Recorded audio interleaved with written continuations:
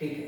तो देखो जरा सिंपल से कुछ क्वेश्चन हैं, जैसे हमारे सामने कुछ क्वेश्चन डिस्प्ले हुए हैं, तो इनको अप्रोच करना है। तो कैसे अप्रोच करना है ये हमें देखना है। ठीक, तो देखें जरा ध्यान से, समझते चलते हैं। जैसे हम लोग फर्स्ट क्वेश्चन की बात करते हैं, ठीक है, क्वेश्चन नंबर फर्स्ट। तो सिंपल सी बात है, find seventh term in the expansion of this. देखो इस एक्सपेंशन में हमें सेवंथ टर्म चाहिए, मतलब T7। T7 मतलब ये ऐसे हम लोगों ने लिखा, तो r प्लस 1th टर्म लिखते थे यहाँ पे, मतलब r की वैल्यू कितनी हो गई हमारी 6। तो इसको हम लोग डायरेक्ट लिख देंगे। ऐसा कैसे, मतलब ये हमारे लिए ये वैल्यू और ये, तो यहाँ पे हम क्या लिख देंगे 13c6 4x की पावर में 13 माइनस 6 माइनस 2x की पावर में इस तरह से और इसकी पावर में r। सिंपल, ठीक है। जैसा कि हम लोगों ने पहले देखा था, क्या देखा था हम लोगों ने देखा था कि tr+1 को ncr x की पावर में n माइनस r और y की पावर में r, ऐसा हम लोग लिखते थे, ठीक है। तो सेम प्रोसीजर से इस तरह से हमने लिख दिया। अब देखो इसकी पावर में 6 है, तो माइनस का कोई फंडा है नहीं, तो यहाँ से इसको यदि थोड़ा सा सिंपलीफाई करें तो देखो जरा ध्यान से, 13c6 हो चुका है, यहाँ पे आ जाएगा बच्चे 4 की पावर में 7 और x की पावर में 7, ऐसा कुछ यहाँ पे बचने वाला है। यदि मैं इसकी बात करूं डिनोमिनेटर में, तो 2 की पावर में 6 और x की पावर में 3 बचने वाला है, क्योंकि यहाँ पे x की पावर में 1/2 ऑलरेडी है, ठीक है। तो इसकी यदि मैं बात करूं तो यहाँ से हो जाएगा, देखो यदि मैं इसकी बात करूं तो ये लिखो 2 की पावर में 14 लिखा हुआ है, और 14 को यदि मैं इससे ऐसा कुछ डिवाइड मारता हूं तो 14 में 6 रह जाएगा, तो यहाँ से मुझे मिल जाएगा 2 की पावर में 8 और x की पावर में 4। कुछ इस तरह का फॉर्मेट मुझे मिल जाएगा T7 इस एक्सपेंशन का।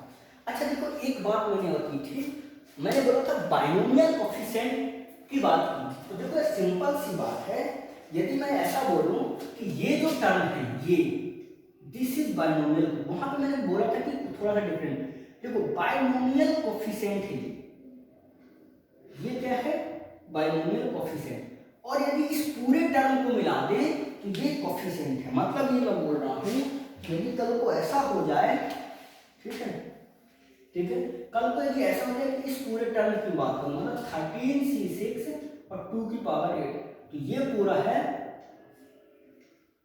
कोफिशिएंट ऑफ x की पावर 4, ये कोफिशिएंट ऑफ x की पावर 4 है। तो ये कोफिशिएंट और बाइनोमियल कोफिशिएंट में बेसिक थोड़ा सा डिफरेंस है, ठीक है। फर्स्ट क्वेश्चन सेम है कोफिशिएंट। अब जैसे हमारे पास अगली बात, अगला क्वेश्चन हमारे पास फाइंड द कोफिशिएंट, देखो क्वेश्चन अलग अलग बनेंगे, इनको मैं कोई अलग अलग टॉपिक से नहीं पढ़ाऊंगा, मेरे टॉपिक से क्वेश्चन के थ्रू कवर हो जाएंगे।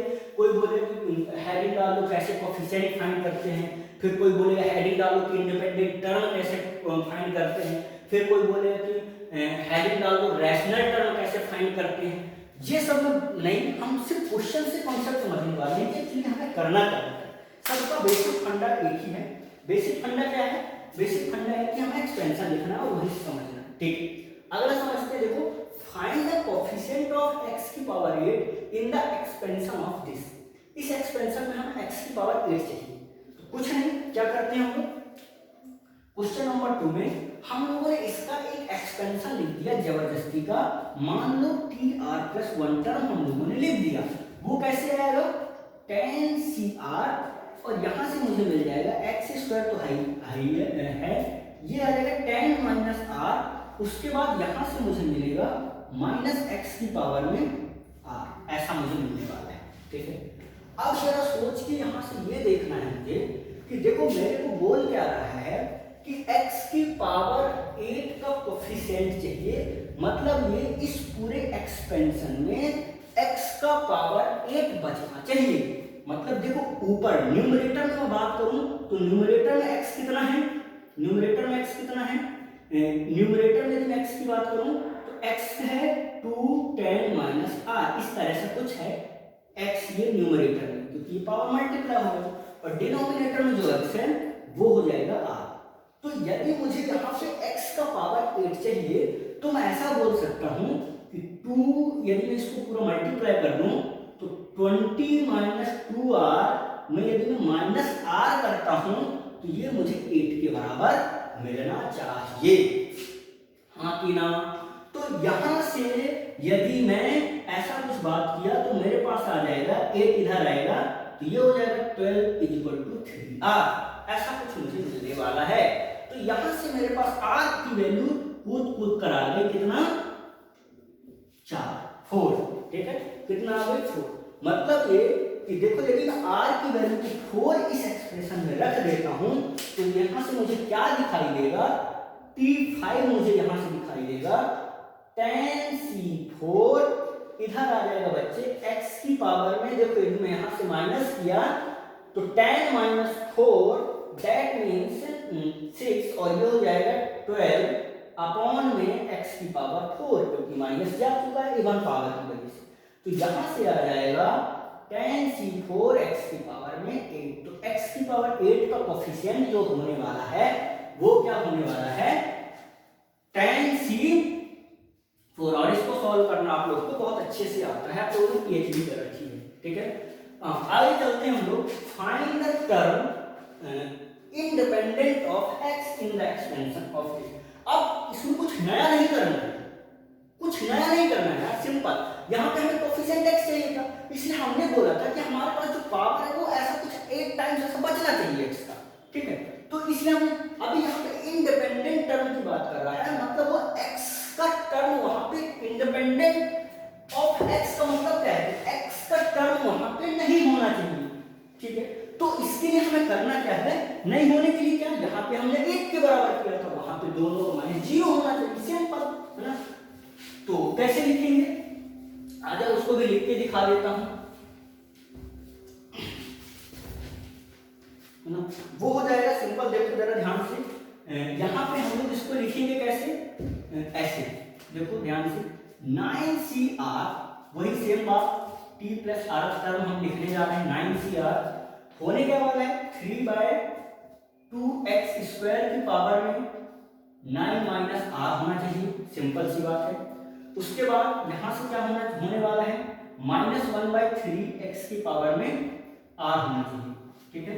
Find the term independent of x in the expansion, ठीक है। ये तो होने क्या वाला है, देखो x की पावर यहां से कितना हो गया 18 माइनस 2r, और यहां पे हम लोग माइनस करेंगे r इज इक्वल टू 0 होना चाहिए। तो यहां से r की वैल्यू जो निकल करके कूद करके आ गई वो आ गई 3r इक्वल टू 18, मतलब r की वैल्यू निकल करके आ गई 6, ठीक है। अभी r की वैल्यू यहां से हमें बता रहा है भैया मुझे इसको पुट तो करो पहले। तो जैसे हम लोगों ने यहां पे इसको पुट करने की कोशिश की तो t4 यहां 9c सॉरी t7 9c यहां पे कितना आ जाएगा 6, 3/2 की पावर में 9 माइनस 6 दैट मीन्स 3, और यहां से आ जाएगा x की पावर में 3 मतलब 6, ऐसा आने वाला है। यहां फिर माइनस का वही सिनेरियो बनेगा और यहां से आ जाएगा 3 की पावर में 6 और यहां से x की पावर में 6, मतलब ये टर्म तो x का टर्म तो कैंसिल होने वाला है। तो बचने क्या वाला है, इसको मैं लिख सकता हूं 9c3, इसको लिख सकते हैं हम लोग 3/2 और यहां पे आ जाएगा 3 की पावर 6।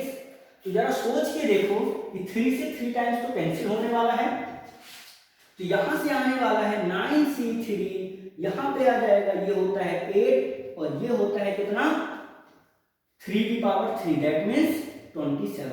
तो इस तरह से कुछ हमारे पास जो टर्म निकल करके आएगा वो टर्म होगा इंडिपेंडेंट टर्म। ये इसको हम लोग सिंप्लीफाई कर सकते हैं बहुत अच्छे से, ठीक है। करना चाहो तो कर लेना, वैसे क्या बोलूं कर दो क्या 9 8 7 कैसे करते हैं वो आपको पता होगा, 8 27 ऐसा कुछ लिखते हैं हम लोग। तो 8 से 8 कैंसिल हुआ, यहाँ से 3 कैंसिल टाइम्स होगा, तो यहाँ से आ जाएगा 7/18, ऐसा कुछ आने वाला है, ठीक है। तो ये आप लोग अच्छे से करेंगे, पता नहीं कैसे, ठीक। आगे चलते हैं हम लोग, है ना। उसके बाद हम लोग क्या करते हैं, नेक्स्ट आते हैं हम लोग सिंपलीफाई ऑन दिस इक्वेशन, ठीक है।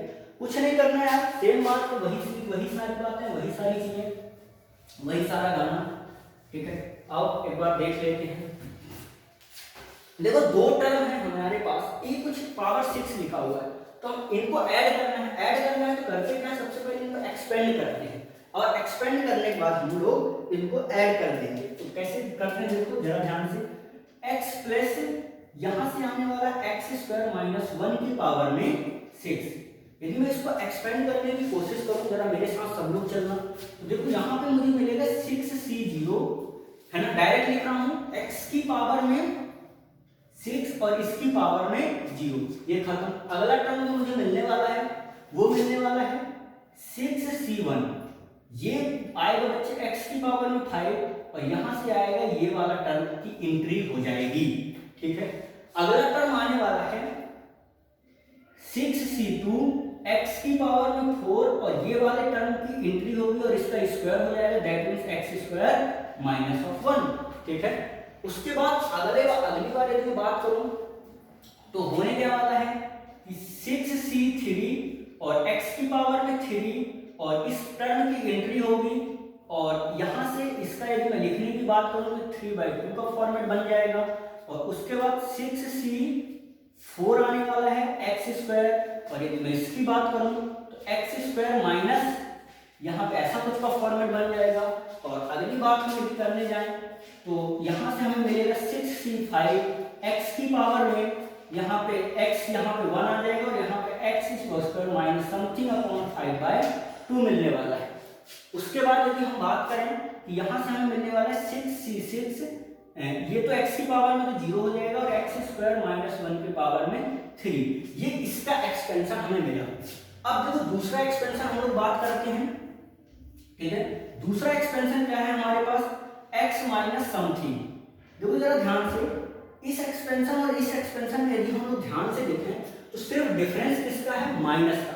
तो माइनस का डिफरेंस है आप यदि देखो ध्यान से, जब इस वाले टर्म में हम लोगों ने कौन सा पावर लगाया है, हम लोगों ने यदि इवन पावर लगाया है तो माइनस को खा जाएगा, और यदि ऑड पावर लगाया है तो माइनस को फ्लैट कर देगा।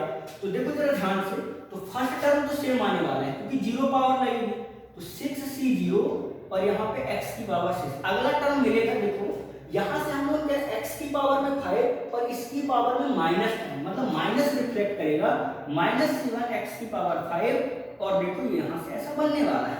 अगला टर्म सेम हो जाएगा क्योंकि उस इवन पावर 2 आने वाली है, +1 आ जाएगा, तो x की पावर 4, और यहाँ से मिल जाएगा हमें कुछ इस तरह से, ठीक है। उसके बाद यदि हम लोग इसकी बात करें तो देखो यार ये फिर माइनस बनेगा क्योंकि हम लोग पावर में 3 लगाए थे, x3, और यहाँ से ऐसा कुछ मिलने वाला है हमें, और यहाँ से 6c4 यदि हम लोगों ने लिखा तो यहाँ से हमारे पास मिलने वाला है, ये कुछ सेम मिलेगा, ऐसा कुछ मिलने वाला है हमारे पास। और यदि इसके बाद बात करें हम लोग तो ये फिर माइनस दे देगा हमें ऐसा, और यहाँ से हमें ऐसा कुछ मिलने वाला है, जरा ध्यान से देखें, ठीक है। और उसके बाद ये फिर हमें प्लस दे देगा, ठीक है। तो यहाँ से हमें मिलने वाला है ऐसा कुछ, ठीक, ऐसा, ठीक है। अब मुद्दे की बात ये है क्योंकि पावर में हम लोगों ने 6 लगाया था, ठीक है। अब देखो दूसरी बात यहाँ पे ये है यार, अब इन दोनों को हमें जोड़ना था, तो राइट इस साइड को लेफ्ट हैंड साइड को जोड़ेंगे तो राइट हैंड साइड भी जोड़ेगा। तो देखो जो ऑड वाले टर्म थे, मतलब एक ये वाला टर्म और एक ये वाला टर्म, दूसरा ये टर्म और ये टर्म, प्लस माइनस, और तीसरा ये टर्म और ये टर्म प्लस माइनस के साथ कैंसिल होना स्टार्ट हो गए। तो इस साइड ऐड करने पर तो ये जो हमारा क्वेश्चन है यही फॉर्मेट बनेगा, और इस साइड क्या बनने वाला है वो जरा ध्यान से हम लोग देखें तो हमें क्या दिख रहा है कि 2 टाइम्स ये और ये, तो 2 टाइम्स ऑफ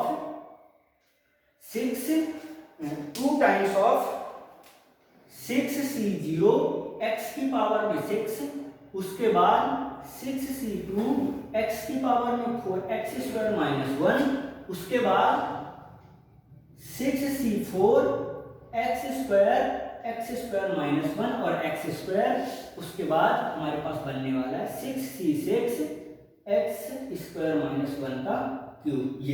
ये पूरा का पूरा 2 टाइम्स। तो जो भी हमारे पास एक्सप्रेशन था इसको सिंपलीफाई करके एक जो रैशनल फॉर्मेट में हमारे पास ये चीजें आ गई एक्सप्रेशन, वो इस तरह से आ गया, that is simplification of that question, ठीक है। उसके बाद हम लोग बात कर रहे हैं क्वेश्चन नंबर 5 की ओर। अब 5 को भी देख लेते हैं, यही हो जाएगा इसका सिंप्लीफिकेशन। ठीक है, अब हम लोग बात कर रहे हैं 5 का, क्वेश्चन नंबर 5। हाँ ठीक है, देखो जरा ध्यान से, इसमें क्या है कि find the third term from the and in the expansion of this. जब हमारे पास जो एक्सपेंशन जो हम लोग लिखते हैं एनसीआर वाला, ये तो जब भी हम अप्लाई करते हैं T R plus 1 NCR x की पावर में n माइनस आर और y की पावर में r, ये वाला जो टर्म हम अप्लाई करते हैं, ये तो हम ऐसा बोलते हैं कि r plus 1 term from the beginning होता है। ठीक है, यदि बिगिनिंग होता है तो हम लोग फिर ऐसा बात करेंगे कि अच्छा ठीक है, तो हमें n से थर्ड टर्म चाहिए। तो हम लोगों ने बात किया है यदि n से थर्ड टर्म होगा, तो देखो जरा ध्यान से, मैंने एक नोट लिखवाया था कि यदि n से थर्ड टर्म, तो n माइनस आर प्लस टूथ टर्म फ्रॉम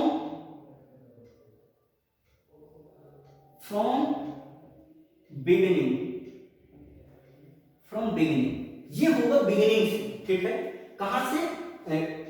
ये टर्म फ्रॉम द बिगिनिंग, मतलब ये कि थर्ड टर्म में मुझे चाहिए क्या, यहाँ पे n की वैल्यू मेरे पास कितनी है, n की वैल्यू है 9 और r की वैल्यू कितनी है, थर्ड। r की वैल्यू क्या है, थर्ड टर्म, मतलब वो हमें एंड से। ठीक है, तो हमारे पास बिगिनिंग से कौन सा टर्म होने वाला है, देखो 9 माइनस 3 प्लस 2, कौन सा टर्म होने वाला है ये, दैट मींस 8th टर्म। ठीक है, यदि 8th टर्म की हम बात करें तो हमें लिखना है T8। यदि T8 लिखना है तो R की वैल्यू यहां से हमारे पास जो हम इसमें लिखने वाले हैं वो कितना हो गया, 7। तो NC मतलब क्या है, 9C7। ठीक है, उसके बाद हमारे पास एक्सप्रेशन ये है, इसमें आ जाते हैं 9C7 x क्यूब 9 माइनस 7 मतलब 2। ठीक है, उसके बाद माइनस टाइम्स ऑफ 1/x की पावर में 7। तो यहां से जो निकल करके आ जाएगा, ये आ जाएगा 9C7 माइनस रिफ्लेक्ट कर देगा, तो ऊपर x की पावर 6 और नीचे 7, दैट मींस 1/x। ये हो जाएगा ये टर्म हमारे पास, कौन सा टर्म, T8, जो कि थर्ड टर्म होगा from the beginning, from the end. ठीक है, अगली बात कर रहे हैं हम, तो find the sum of the all rational terms in the expansion. तो देखो सिंपल सी बात है, रैशनल टर्म हमें कोई अलग से नहीं बात करनी है। रैशनल टर्म के लिए हम भी यही बोल रहे हैं कि देखो हमारे पास जैसे मान लो ये कुछ लिखा हुआ है ना, तो इसको सबसे पहली बात हमें ये देखना है कि रैशनल टर्म होगा कब। रैशनल टर्म मतलब ये कि इसकी पावर में 1/3 1/5 ऐसा कुछ लिखा हुआ है, ये हटाना है।